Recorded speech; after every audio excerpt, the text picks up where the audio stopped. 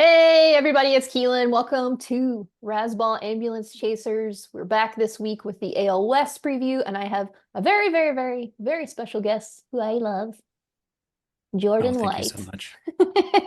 Hi, Keelan. Thank you for having me Hi. on. I appreciate it. Yes, I'm so excited that you accepted this offer. You accepted this rose, and I'm very excited because you're actually going to be joining us at Razzball.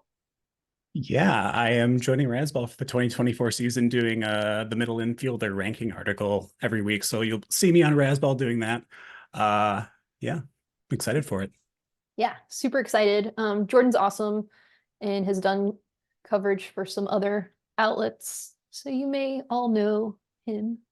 Yeah, But we're glad to have him. longstanding podcast at Pitcherless called In the Deep that I did for 2.5 years, Wow, something like that. Yeah, crazy to think about consistent. it. Yes, very consistent until it wasn't. Yeah, it's But fair. We got yeah, lives. we do have lives, yes. So yeah, excited to hop back in it after a little bit of a break. Yeah, yeah, awesome. And then, do you have any specific fandoms for baseball? I am mostly loyal to the Brewers, though it's very hard to be so at this point. Um, Billue. Man, I mean, it's not being a White Sox fan, no offense, Keelan, but That's fine. Offend me. I like the uh, pain. it's a little bit self flagellatory. Is that a word? I know what you mean, so Yeah, we'll go you know with what I yes. meant. If it's I just made not, one up. you It's just fine. yeah, you did it. Thank you. Yes. So good with language. Um, but yeah, being a fan of any team really is a little bit like self-flagellation, but being a White Sox and respectively now for me, a Brewers fan kind of feels that way right now too. So Yeah. How do you feel about some of the recent moves made by the Brewers? I'm trying to stay optimistic. I really am. It's been a confusing offseason to say the least, but I'm gonna show up. I'm gonna pay attention. I'm gonna stick with them. There's stuff to be excited about. Uh, but again, I mean, relevant to this podcast, this show specifically, is that a lot of it's going to be injury based, people coming back from injuries. Notably, Aaron Ashby, one of my favorite players, someone that Yeah. I've stumped stumped for a long time. If he comes back solid from his shoulder injury, that's going to be a huge boon for that rotation and that pitching staff. So I don't know. There's a lot that has to shake out right for it to Yeah. be a good season for the Brewers. So we'll see how it goes. Yeah. Well, I'll be rooting for you guys. You're our brethren from the north. Definitely. Yes. I'll probably come up for a few games too. Watch the slide. Yes. It's good stuff. Yes. Know what it's like to have a covered stadium. It's so nice. I I can't imagine because I've been there, but I also can't imagine. Maybe one day I'll find out. But yeah, cool. We can go ahead and kind of hop into some of the questions here. Yeah. Um, Amazing. So the first question is, in terms of injuries and fantasy baseball, what player are you looking at this year that you think is going to have a comeback from injury? So specifically, we're looking at the AL West, obviously. My choice here was Mason Miller. Saves are the one thing that I find super hard to come by in a lot of leagues. I feel like I let that slip too much in most of my drafts every year. Um, and last year I got kind of lucky piecing together some saves using Kyle Finnegan and Hunter Harvey from the Nationals. So doing it piecemeal that way is one way to go about it. That's kind of going to be my strategy with Mason Miller. Like he's going to be an elite arm when he's healthy, but he's been a glass cannon ever since he started his professional career. Um, I think he's got like less than 150 total innings pitched since he came into the majors. Or not just the majors, but also in the minor leagues. Obviously elite fastball, 98 plus miles per hour on average, a mid 80s slider. That's an absolute wipeout slider. He's fantastic. The downside, he's going to be on a subpar team in Oakland. Obviously, there's not going to be that many save opportunities, which is kind of the thing you have to watch for. And again, the injury risk. He had forearm issues last year. That always seems like a death knell for pitchers. Yeah. That ends up with maybe a potential Tommy John happening. So we really have to be cautious with that. And I think with someone like Mason Miller, if I'm going to be drafting him, I'm probably going to be pairing him with the other two arms in that bullpen, or at least one of them that might be taking some save opportunities if he goes down. And that's Lucas Erceg and Danny Jimenez. So that's kind of where Awesome. I'm at with Mason Miller. He's going to be amazing when he's healthy. Yeah. It's just a matter of whether he stays healthy or not. Yeah. And that's why we're here. We're Yeah. betting people. Yeah, I Yeah. always forget saves. I'm not gonna lie. That's always one of the last things that I'm like, oh God, I focus so much um on field players that by the time I get to pitchers, I'm like, oh no, I haven't considered like a few things. So that's really Oh, good to yeah. know. So Yeah, for me, I mean, I play in smaller leagues typically where it's not like an overall component. Like NFBC leagues very often have this overall component. You can't really like punt saves in leagues like that. If you're playing in a home league, you can do that more reliably and find like better ratio bullpen arms to kind of fill in the gaps yeah, and stuff like that. And sometimes you get lucky and someone goes down, and one of your guys that you just had in there for ratios ends up getting a closer role in the yeah, middle of the season. But I think, yeah, if you're in a larger competition, kind of like an NFBC league, you can't be punting this stuff. So I think handcuffing guys, kind of like I did last year with Hunter Harvey and Kyle Finnegan from the Nationals. I think Mason Miller and probably Lucas Erceg would be the one that I would choose as like the second in line for saves. Wouldn't be a bad bet. yeah. Cool. Listen up, Raz Slam people. You heard it Yeah. here. Um, Unless you're in my Raz Slam league, then don't don't. do it. Don't do that. Thank you. Just we need like the Men in Black thing. Forget it. It didn't Oh, happen. the little flat, the pen, the Yeah. flash pen, whatever it is. Yeah. Boom. I went, I kind of struggled with this because as we were talking about this before we started, and there were a Yeah. lot of people I went through that I was like, yeah, this is somebody that I think is going to come back. And then I was like, no, no, they're not. And I went back and forth on a lot of people like that. I thought at first about Luis Ringifo, but I'm a little nervous. I think he's still going to be great. I hope, but I didn't feel like confident enough. Maybe not Yeah. early in the season. I would want to kind of like wait, basically wait and see. But it may be too late by that point. And he's going like pretty far up ADP. But so I'm gonna go with another angel. I picked Logan O'Hoppe. It's kind of weird because he's a catcher, but I think seeing his debut and how he kind of like taking off, and then he had a torn labrum, and then he Yep. was out and he was kind of slow to start. But then I mean, once he started getting it back, he really was picking it up. So, and he's still really young, so um I do feel biased just because I'm like rooting for him a little. And by a little I I mean, mean a that's the lot. thing though, is like if you're gonna pick someone as like a comeback player, obviously you have to be rooting for them. It's Yeah. never begrudgingly.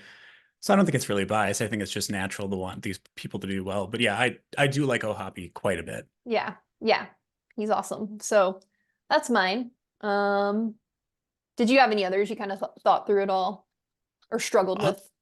there's a lot of people that I saw that obviously have injury issues in the AL West that Yeah. I didn't really want to touch with a 10-foot pole. Like as far as like the upside, like there's folks that are gonna be coming back midseason. You look at like pitchers like uh Scherzer and deGrom, who are probably gonna be back like July, August, respectively, something like that is when they're hoping to have those two back. And then you look at like Verlander, who now has a shoulder issue that's pushing back his timeline to start the spring and everything like that. So these older pitchers, I don't like taking bets on them when they have these nagging injuries coming into the season. And also, I mean, between deGrom and Scherzer, they both have had multiple injuries that feel like they've been nagging them for the past 2-3 years Yeah. and have limited their upside. When they're healthy, they're fantastic, but especially at that age, I don't feel comfortable taking bets on those guys. So there aren't really any that I wanted to target as comebacks that I Yeah. felt comfortable drafting, especially at ADP. Yeah, I agree. I didn't even look at those guys because I was like, I can't deal with this. Yeah. Deal with I mean, when it just holding out in general, but then also it's just like you said, they're nagging, keeps happening, they're older. I'm ready to kind of move on from that, and Yeah. maybe we'll be wrong, but I will be surprised if we are. But yeah, I think that's a good kind of segue to the next question. Who are you not gonna look at this year besides those guys, which was a lot of guys? So this was someone that I almost picked as a comeback player just because like he's slotted to be in the four spot in his team's lineup, and he's hitting pretty much directly behind like one of the best hitters in baseball history. It's Anthony Rendon. His Interesting. his I wonder his why. yeah. So his ADP is almost 600 on NFBC right now, Yeah, I mean, which is round 48, something like that. I can't remember, or 38, something like oh my that. God, that's crazy. It's absurd. It's just absolutely terrible. And this is mostly vibes based because he should be a good candidate to be a bounce back. He really, really should be. Like he has a history of being a very good hitter. He has great plate discipline. He walks north of 10% of the time with regularity.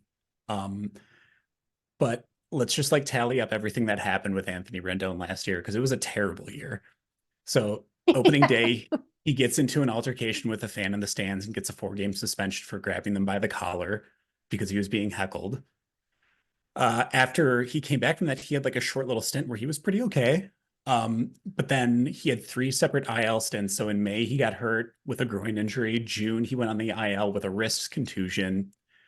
And then July, I think the 4th of July, he went out for the rest of the season with what was called a shin contusion by the Angels.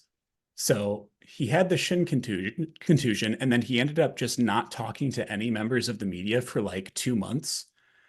And there was occasional updates, like people would ask Phil Nevin, the manager for the Angels last year, what was going on. And there was literally a quote from Phil Nevin that said along the lines of, in regards to what his injury was like and how he was recovering, Nevin said, "It depends what day you ask him. It's basically like sometimes maybe Oh good, sometimes no. maybe not." Uh, It's not and it just it's not a good sign. it it felt like a very passive aggressive pass at Rendon. And then 2 months after his injury, he finally broke his silence and said, "Actually, it's not just a contusion. I fractured my tibia. I don't know why the Angels didn't say anything about this or like announce the actual injury." So there's just like a lot of weird energy surrounding Rendon right now. They can't afford to not have him in the starting lineup, at least to start the season. I mean, they're paying him what it was like a 7-year, $230 million contract, something like that. Oh God. The Yeah, regrets. it's been a pretty terrible contract. Yeah, you would think that a guy who's going to be batting behind Brandon Drury and Mike Trout in the 3 and 2 holes respectively, he's slated at least on roster resource to be hitting in the 4 spot for the Angels.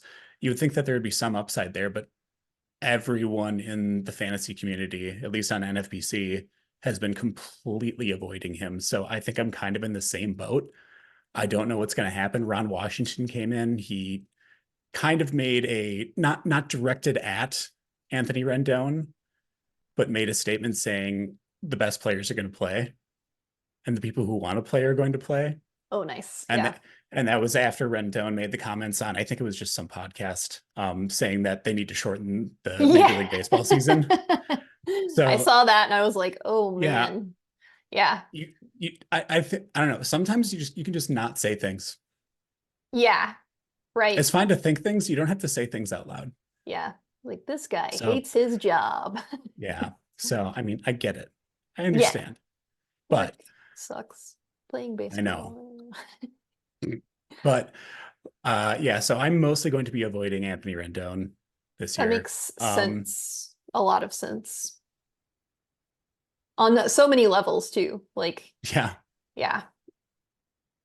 Yeah, I'm curious to see what happens with him. And I also didn't even really like think of him as a factor just because he seems so honestly just being so uninterested alone is like, yeah, I think I'm good. Yeah. That's crazy about I didn't check his ADP I mean, it makes sense, but it's just what a fall, Oh yeah.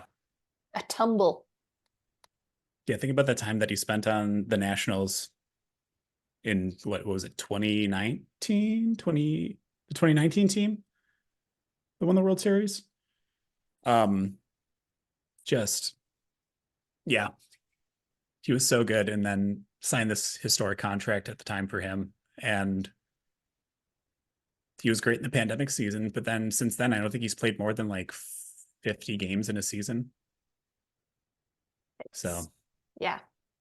All right. That yeah, was a not good great. one. I like that one. Um, I will be interested to see if he says anything else this season, or I think he will say other stuff this season. So I'm always here Very for the likely. spicy comments. I love other people's mess. Me too, especially when they're getting paid a lot of money. I'm like, okay, that's do what you want. Um, for mine, I went a little less spicy. Um, I'm going with Jose Abreu. I mean, Close he's to home. aging. Yeah, close to home. I'm not Yeah. bitter, but I mean, he's still a doll. He's getting Yes. up there, and he has had back issues for a while now, years. And then I think I've also seen that he is moving to more of a DH role.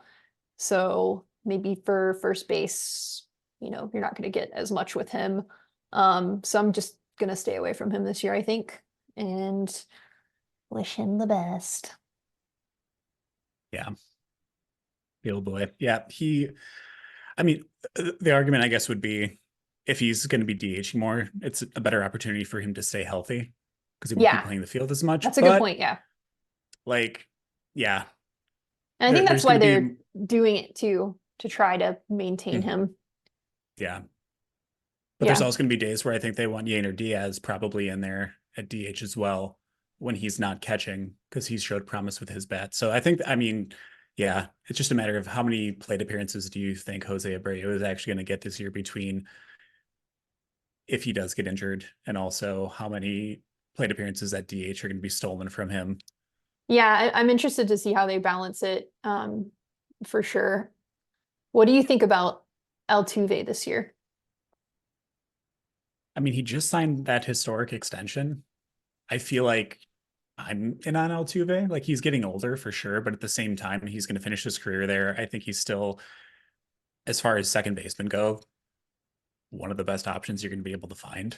Yeah, Yeah, I love Altuve. yeah. And I mean, he doesn't get injured. He had his like freak finger break last year, Yeah, but it's pretty minimal, which is yeah, always very nice. he's pretty durable. Yeah, yeah. Cool. Well, I'll move on to our last question here.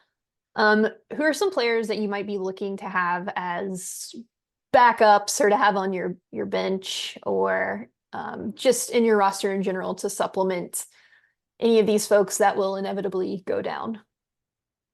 So one that I've kind of been keeping an eye on was we saw that Corey Seager had his hernia surgery recently that was announced.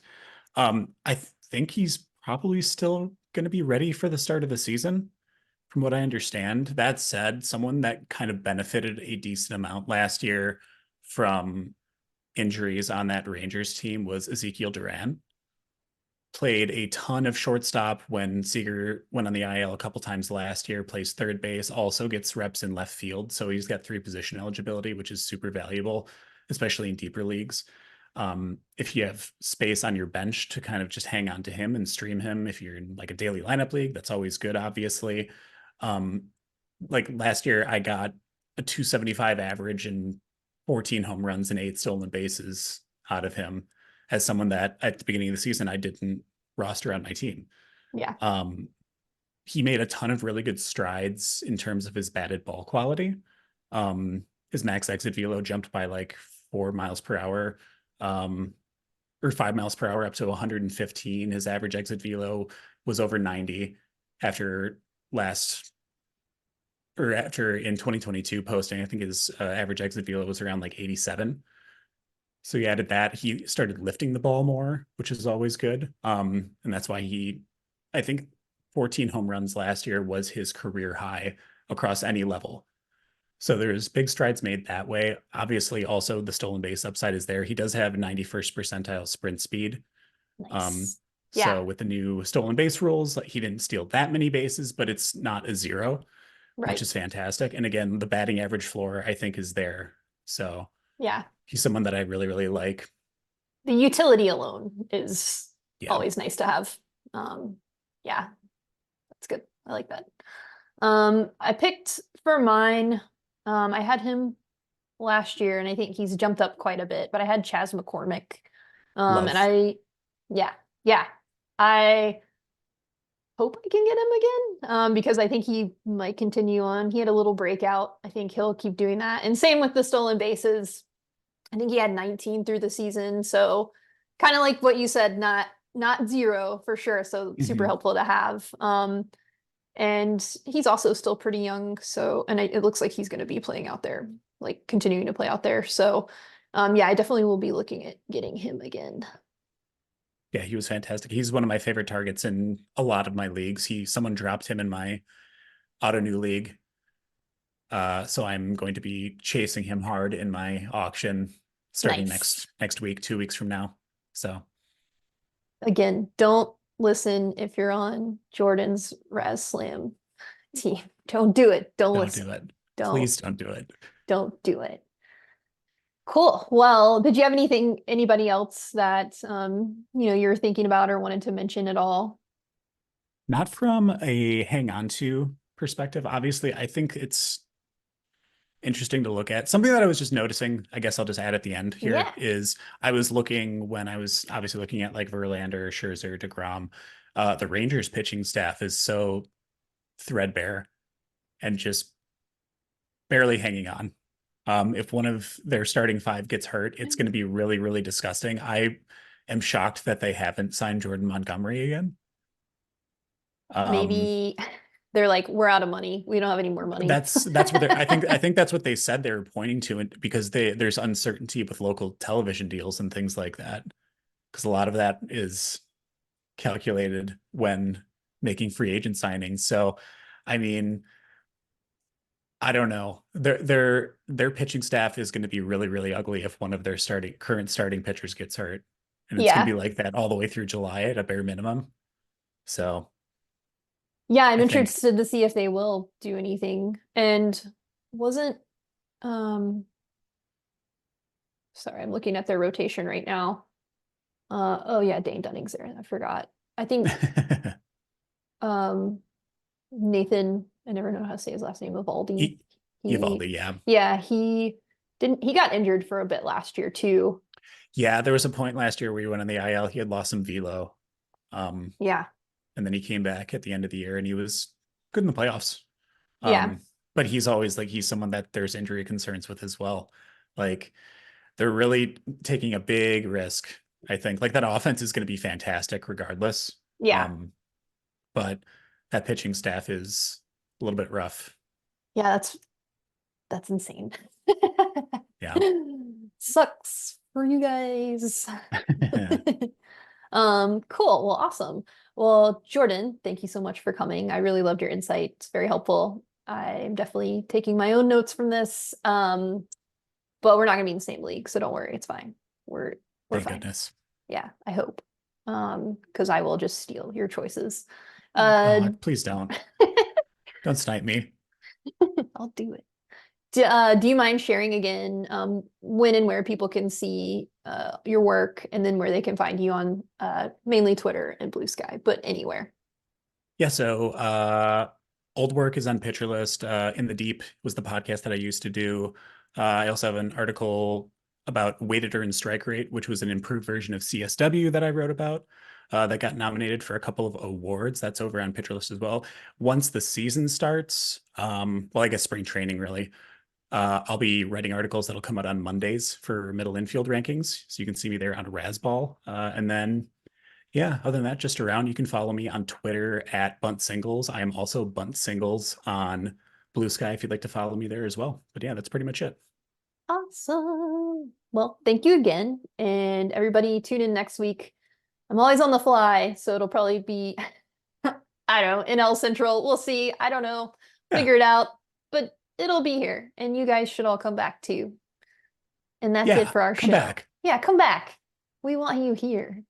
If you're still watching this at the end, just know we want you here. Join us. Join us.